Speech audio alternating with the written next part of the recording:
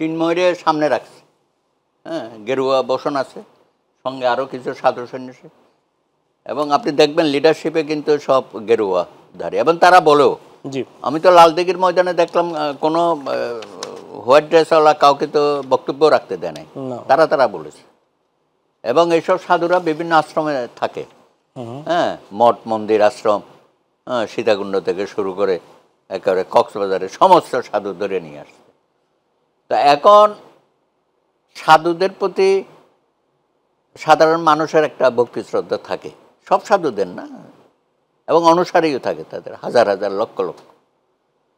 তো সেখানে তারা যখন কোনো একটা আহ্বান করে, আপনি গৃহবধূ পর্যন্ত চলে আসে, সাধারণ মানুষ সহ চলে আসে, তাতে ওই জমায়েতটা দেখে না ওরা খুব উৎফুল্ল হয়ে গেছে, এবং মনে করছে যে এই যে পুরা সনাতনী সমাজের নেতৃত্ব আমাদের হাতে গেছে, এখন অন্য নেতৃত্ব চলবে না, সাধু সন্ন্যাসীদের নেতৃত্ব চলবে। জি তো এইটার পেছনে তো ওই যে ষড়যন্ত্রের কথা বললেন, এটা অস্বাভাবিক না, এটা ষড়যন্ত্র মানে একটা কঠিন অস্ত্র, যন্ত্র ছাড়া নাকি এটা কঠিন অস্ত্র, ষড়যন্ত্র।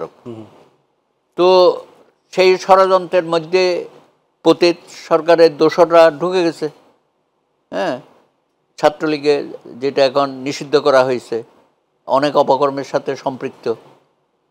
আমি তো জানি যে বিশেষ করে চট্টগ্রামে যারা কমিশনার ছিল, মেয়র তো বটেই, পরম্পরায় যারা কমিশনার ছিল তাদেরও যে কর্মকাণ্ড, তারাও এখন পালিয়ে বেড়াচ্ছে, এবং এইসব আন্দোলনের সাথে এই কমিশনারদেরও অনেক যোগসূত্র আছে বলে আমাদের ধারণা। জি